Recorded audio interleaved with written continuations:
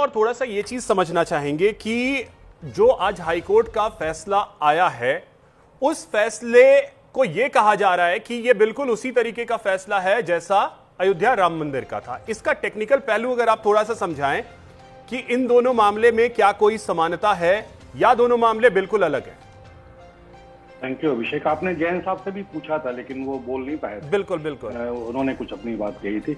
अभिषेक जी, ये जो पूरा मसला है, अलेक्जेंडर कनिंघम और के महमूद साहब ने 1904 में जहां पे छोड़ा था जी, वहां से आगे बढ़ते हुए फाइनल एक डिसीजन की तरफ आया है। लेकिन उससे पहले अभिषेक जी, एक बात को समझ लेने की आवश्यकता है। ये जजमेंट अपने आप में बहुत मामलों में नजीर है, क्योंकि अयोध्या का जो जजमेंट आया था दैट वाज अ जजमेंट, लेकिन देखते ही देखते इस जजमेंट तक, ये हाईकोर्ट के जजमेंट तक, अयोध्या का जजमेंट एक लीगल जूरिस्प्रूडेंस में कन्वर्ट हो गया है। मैं उसका कारण आपको बता रहा हूं।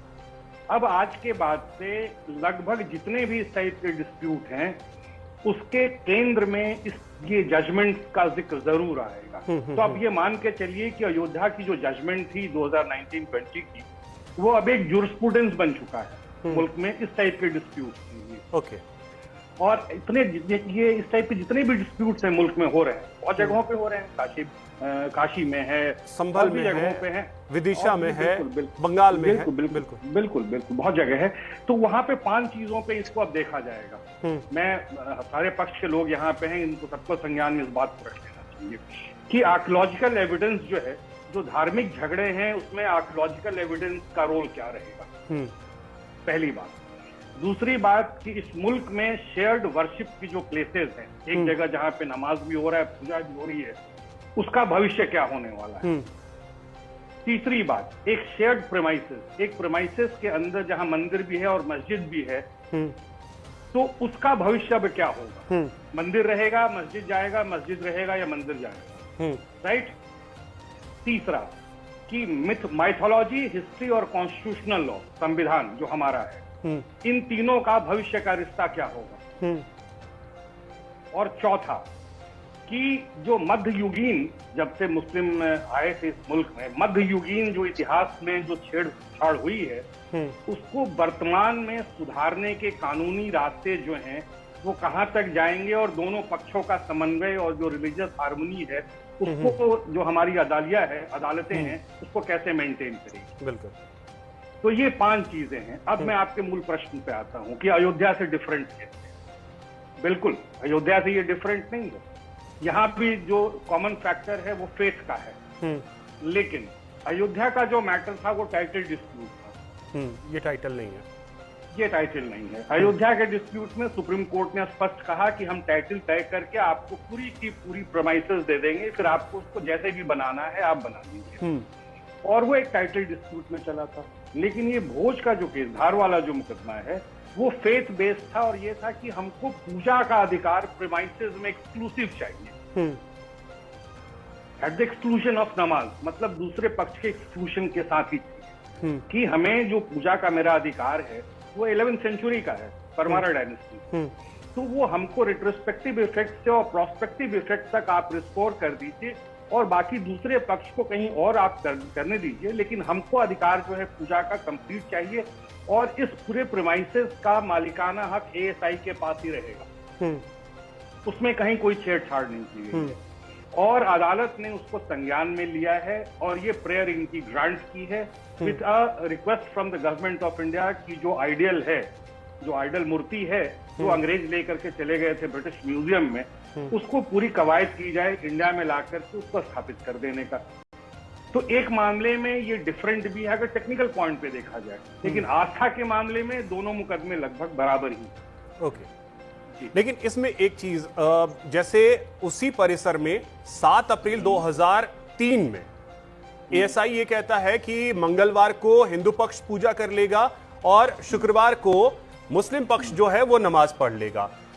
अब जैसा इसका जिक्र भी आपने उस 5 पॉइंट्स में किया है कि भविष्य में ऐसी जगहों का क्या होगा, तो वहां के लिए ये जो फैसला इंदौर हाईकोर्ट का आया है, एक नजीर हम माने कि ये होने वाला है, और भविष्य में जितने भी ऐसे केसेस हैं, हम उम्मीद करते हैं क्योंकि बहुत सारे केसेस हैं, तो वहां ये हाई कोर्ट के सामने या सुप्रीम कोर्ट के सामने एक नजीर के तौर पे पेश होने वाला है? अभिषेक जी देखिए, मैं इसमें कोई पॉलिटिकल बयान तो नहीं दे सकता, लेकिन नहीं बिल्कुल नहीं, मैं दूंगा भी नहीं, ऑब्वियस सी बात है, क्योंकि हमारे दोनों पक्ष के लोग हैं। दूसरी बात है कि 2003 का जो आर्कियोलॉजिकल सर्वे ऑफ इंडिया का एक रिपोर्ट जो है वो एक बैलेंसिंग रिपोर्ट है, वो दोनों पक्ष को बैलेंस करने वाली रिपोर्ट थी। और इस टाइप के मसाइल में बहुत इंपॉर्टेंट है कि सरकारों का जो पॉलिटिकल विल है वो कितना इंपॉर्टेंट है, ये बहुत इंपॉर्टेंट चीज है। और यही नियति तय करती है जुडिशियल आउटकम्स की भी, अदर देन जो इंसिलरी फैक्टर्स हैं, एविडेंस। तो ये जो फ्राइडे ट्यूसडे सिंड्रोम एएसआई ने किया था, वो समन्वय बैठाया गया था, और ये कॉलोनियल लेगेसी था।